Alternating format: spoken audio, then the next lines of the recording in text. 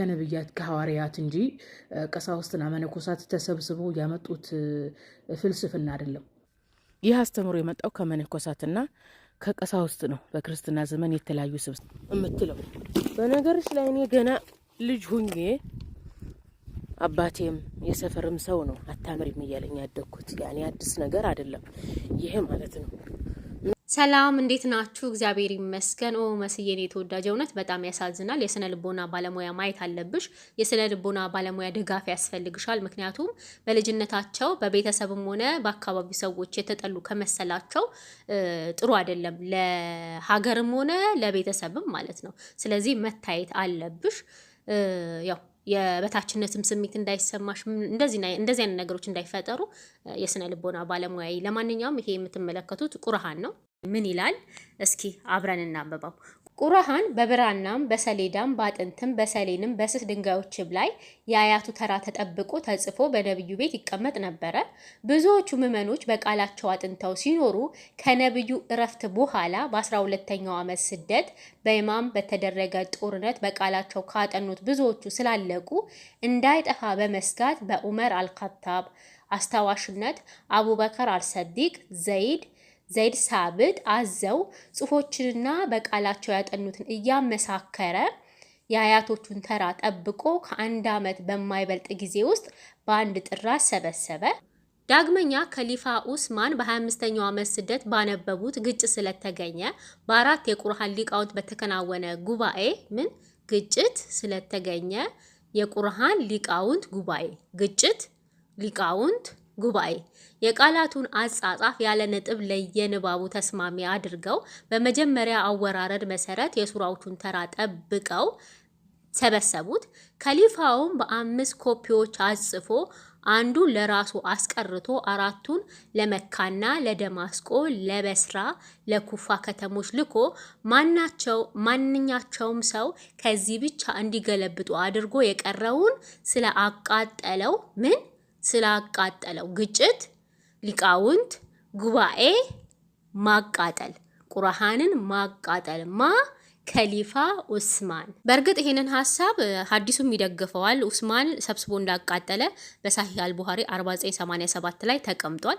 ስለዚህ የኛ ጥያቄ ምንድነው? ኡስማን ለምንድነው ያቃጠለው? ያ በመሐመድ ሰዓት መሐመድ ወህይ ወረደልኝ ሲል የተጻፈው በብራናም በሰሌዳም ባጥንትም በድንጋዮችም የተጻፈው ቁርአን ለምንድነው ኡስማን ያቃጠለው? ለምን ሊያቃጥል ፈለገ? በእርግጥ ያቃጠለው ጥላት ቢሆን ምንም ችግር የለውም፣ ያጋጥማል። እንዲሁም ደግሞ ልክ መሐመድ በሞተበት ሰዓት እናሻ ተዋክበው ልክ ፍየሏ ቁርአን እንደበላችሁ እንደዚህ አይነት ነገር ይከሰታል። በሱናን ኢብን መጃ 1944 ላይ አሻ ትናገራለች። ከፍራሿ ስር አርጋው ፍየል እንደበላችሁ ማለት ነው። አሁን ይሄ አጋጣሚ ነው፣ ግን ኡስማን አውቆ ነው ያቃጠለው። እንዴት ነው የአላህን ቃል የሚያቃጥለው? እንዴት ነው አላህ ያልጠበቀው? ስለዚህ አሁን የያዛችሁ ቁርአን አሁን የአምላክ ቃል ነው ብላችሁ የምትሉ ቁርአን ኦልሬዲ ኡስማን የጻፈው ነው ማለት ነው። ምክንያቱም የሱ ሐሳብ ይሁን ያ ሙሐመድ ወህይ ወረደልኝ ያለው ነገር ይሁን የምናውቀው ነገር የለም። ለምን ሰብስቦ ስላቃጠለ።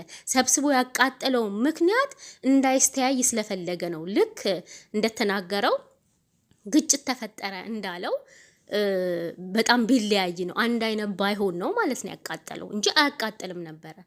በእርግጥ የውጪ ሰው ቢሆን ምንም ላይሆን ይችላል፣ ግን ሰሐባ ነው ተብሎ ሊቃውንት ነው ተብሎ አሰባችሁት? ሊቃውንት የሆነ ሰው የሃይማኖታችሁ መመሪያ ስራዬ ብሎ ሰብስቦ ሲያቃጥል ለምን አቃጠለው? ከዛ ከባጥንት ከተጻፈው ጋር ማስተያየት እንፈልጋለን እኛ። ለምን ቁርጥራጭ፣ ለምን አንድ መስመር ለምን አትሆንም?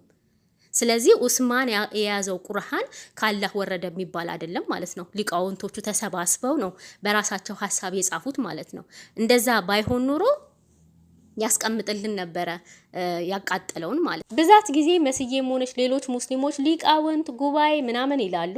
እኛ መመሪያችን መጽሐፍ ቅዱስ ነው።